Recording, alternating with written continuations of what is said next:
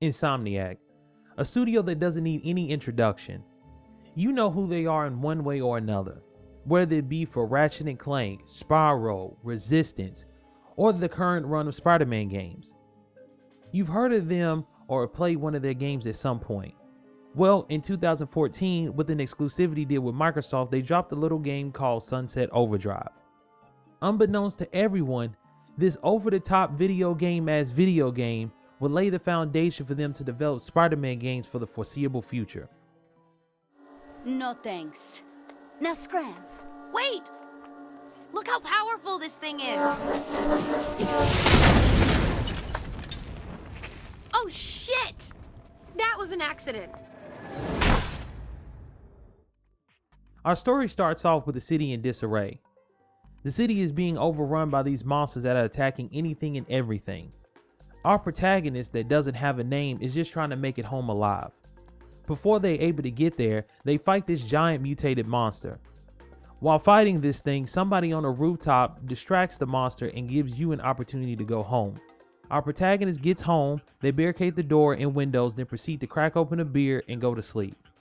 We cut back to 3 hours before everything went to shit. Our protagonist is working at this concert picking up trash. This concert is being run by this company called Fizco. They're promoting their new drink Overcharge, and everyone is drinking it non-stop while partying hard. While slacking off on your phone, this guy walks up looking really sick. He starts falling on you, and then he starts changing into the monsters we were fighting at the beginning. This loops us back around to the beginning. The next morning, while looking in the refrigerator, the monsters start breaking in. This is when we get saved by Walter. Walter was the guy that distracted the big mutated monster at the beginning while everything was going to hell. After a quick training session to see if you can make it in the city, this is when we find out the name of the monsters. They're called OD. Walter takes you to a safe haven of sorts. On the way there, he tells you that the city has been cut off from all communications, that the company Fizco has isolated the city and lied to the media to cover everything up. When we get there, Walter introduces us to Two Hat Jack and Floyd. Two Hat Jack is the go-to guy for weapons and ammo. Floyd is the go-to guy for amps, these things that add modifiers to your weapons. After doing some stuff for Floyd, he tells you that he used to be a scientist for Fizco. He tried to tell them that the drink had some problems, but they didn't listen. That all of this was an accident, none of this was supposed to happen. Following this, you hear from Walter. He tells you that he used to work security for Fizco, but they got rid of them for robots. He also tells you to meet him on this bridge. When you meet up with Walter, you help him finish his glider. As you're helping him, some OD show up. You have to stop helping Walter to kill them. This leads to the glider rolling off the bridge and exploding. This makes Walter walk off mad as fuck. You talk to Floyd about the glider incident. He tells you that Walter is already rebuilding. The only thing he's gonna need the most is a propeller.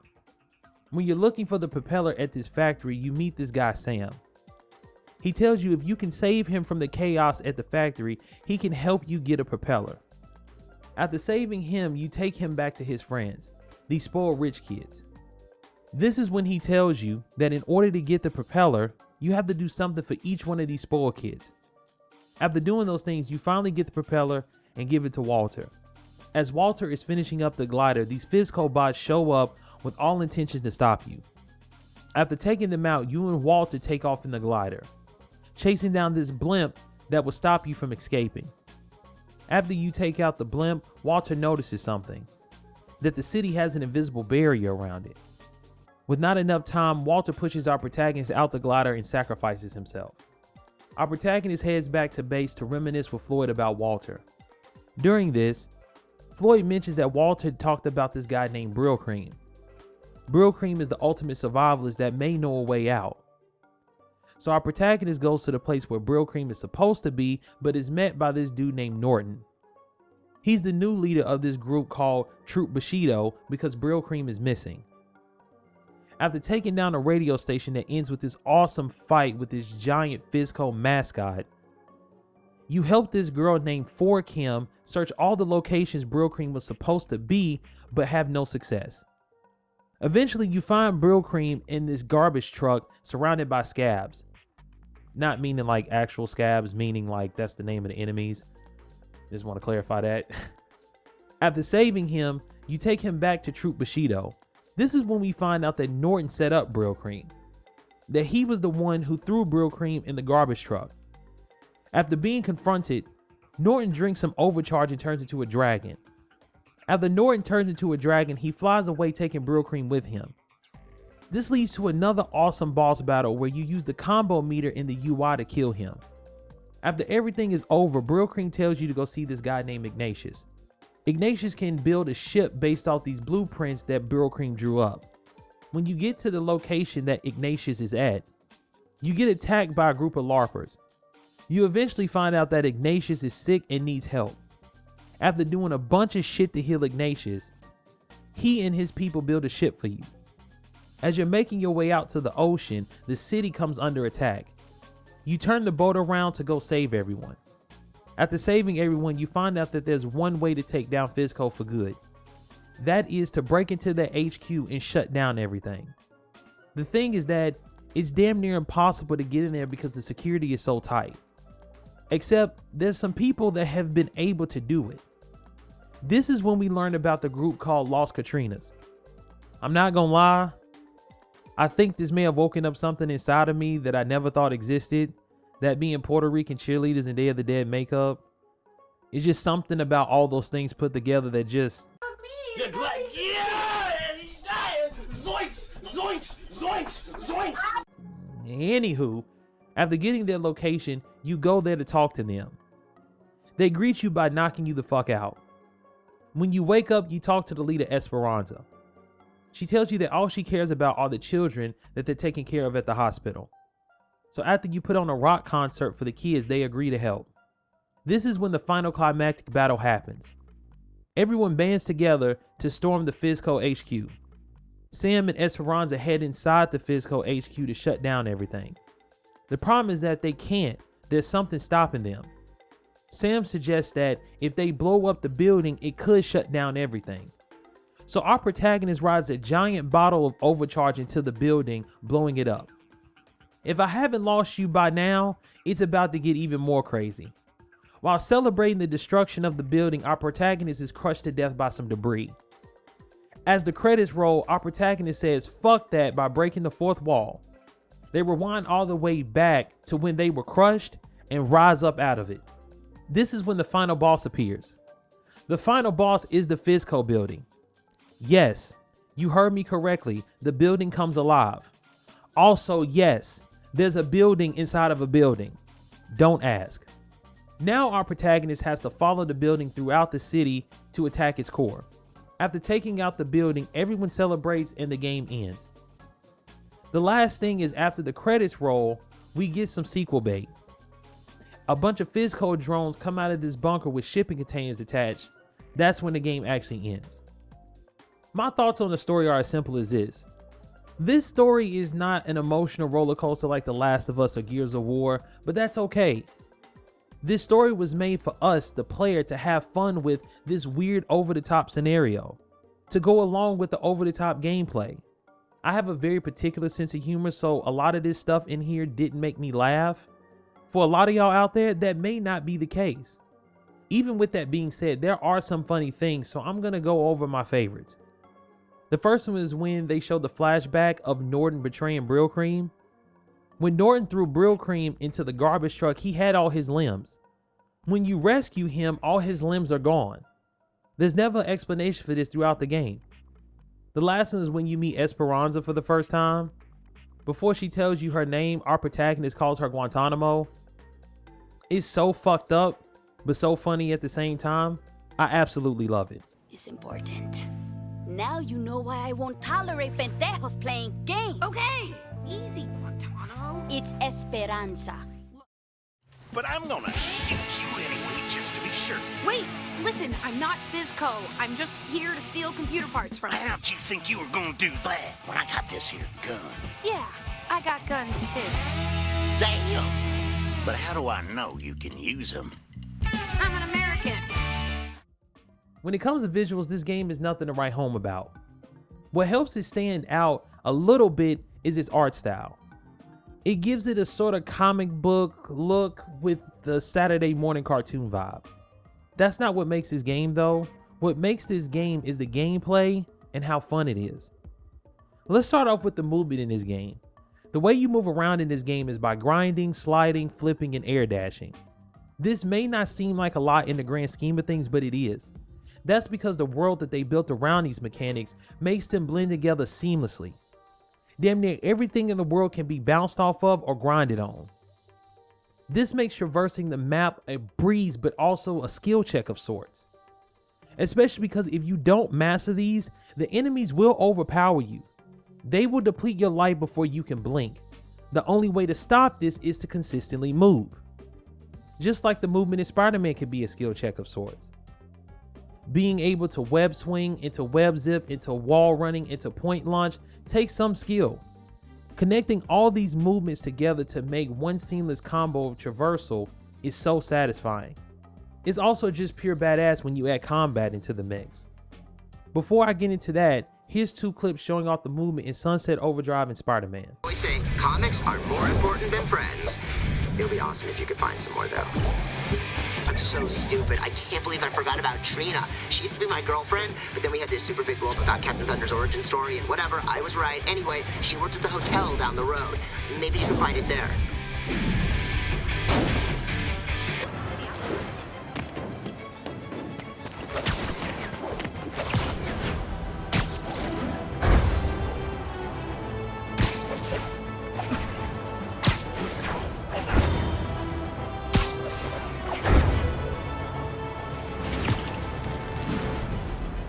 Despite the lack of skill that was on display in those clips, if you can't see the similarities, then I don't know what else to do. You can always go look it up on Google. There's plenty of articles that get way more in depth than I ever could. When it comes to combat, this is the meat of the game. The 2 main things you're going to be doing are shooting and melee. Those 2 things are basic, but there's more here to help spice it up. The first thing is amps. These things give you modifiers for your weapons. This can range from having a teddy bear with TNT strapped to it coming out of your gun, to melee attacks spawning mini tornadoes and fireballs. These amps don't only apply to weapons, they also apply to the character as well. These can range from summoning clouds that shoot lightning at enemies to turning the ground around you into lava. The only way to get access to these things is to build up your combo meter. The higher you build it, the more amps are activated. This is why learning the movement in this game is so important, because combining these 2 is the only way to build meter. Amps are attained by talking to Floyd at one of the many bases scattered throughout the map. The thing is that they come with a hefty price. First, you have to have the components to unlock them. The components range from finding toilet paper to breaking security cameras. These can be found scattered throughout the map. You can also get a map from T.A.I.C to find them easier. The thing is that they are extremely expensive at the beginning of the game, which is a common theme throughout this entire game, but we'll talk about that later. So you'll find yourself finding these components as you travel around, making it fairly slow and tedious. This makes the whole thing feel like padding to extend the playtime. Once you've gotten enough components, you have to talk to Floyd. This is when we have to defend the base. These bases have vats of overcharge that makes the amp for you. After you place down traps, you have to defend the vats for a certain amount of time. Once the time is up, you have a whole new batch of amps at your disposal. We're not finished yet, because up next are overdrives. These give your character buffs or slight nerfs depending on which one you pick. These can range from doing extra damage to OD, to increasing the damage of single shot weapons. These can be upgraded by doing certain actions attached to each overdrive. That's pretty much it for modifiers and buffs. Now we can talk about weapons. When it comes to weapons, there are a lot of them, but the problem is that they're hella expensive. I alluded to this earlier that things are expensive in the beginning of this game. Unfortunately, it's like that the entire game. The way you obtain weapons is by going to T.A.I.C with whatever amount of overcharge you've collected. Overcharge is one of the currencies in this game. The other one being cold hard cash, but we'll talk about that in a little bit. Overcharge is gathered by doing side missions, challenges, searching knocked over Fizco trucks, or just plain killing shit. The thing is that even with me doing all of that, in damn near every single side mission. I still barely had enough to purchase weapons by the end of the game. So make sure whatever weapon you want to buy is a good one, because it'll be a while before you get another one. This is one of the reasons why I didn't even buy maps for the amp components. What makes it even more crazy is that the weapons are the main thing you spend overcharge on. Some weapons you get will be given to you after certain missions, so that helps somewhat. Once you find the hard-hitting weapons that you mesh well with, you won't replace them anyway. So you'll end up like me, using the same 8 weapons throughout the entire game because they work so well. So you know what time it is when I say something like that. As usual, I'm going to go over my favorites, but only a few. Just a heads up, I'm only going to show one clip of my favorites because they're all in this one clip. It also shows them at their best and most destructive. Trust me, as I explain, you'll know which one is which. Let's start off with the flaming compensator. This is the shotgun of the game. This is also the first gun you get in the game. If you put the right amp on it, it's a powerhouse. I suggest the TNT amp. This gives you a chance of having a teddy bear with TNT attached to fly out of your gun. These two are a match made in heaven. The second one up is the freeze bomb. This does exactly what it says in the name, so there really isn't much to talk about. This gun is exceptional for crowd control, which is needed with how many OD can attack you at once, to the point where it can easily get overwhelming. The amp I recommend for this one is Winter is Coming. This gives you a chance of creating an AoE blast that freezes enemies. I know that's redundant, but it's just extra insurance on a fantastic gun. The last one is actually 2 weapons that are tied because they basically do the same thing in execution. That is the TNT and the propane launcher. They both shoot projectiles that cause huge explosions, and you can never go wrong with that. The amp I recommend for this one is Burn Baby. It gives you the chances of creating an AoE blast that sets enemies on fire. Once again, it's redundant, but you'll thank me later. Last is character customization, and this is where you spend your cold hard cash you've collected throughout the game. You can customize your character to a crazy degree. You can put on many accessories, from glasses, cat ear headphones, to fake mustaches with a monocle. Same with the clothes, there are so many options to choose from, with each one having multiple colors. Same goes with the character's hair and appearance as well, so have some fun with it. That's all I gotta say for this section. Let's wrap it up. Against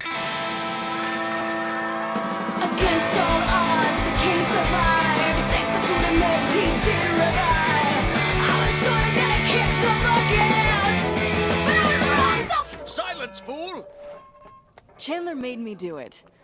I didn't want to be the new bard anyway. I think Sunset Overdrive is a super fun game that you should at least play once. It sucks that we'll never get a sequel to this game with Insomniac at the helm, with it being a Microsoft IP and Insomniac being purchased by Sony to be a first-party developer. I hope that one day Insomniac will revisit this idea or concept with the same gameplay but under a new IP. As of right now, Insomniac is making Spider-Man games for the foreseeable future, until Sony says otherwise.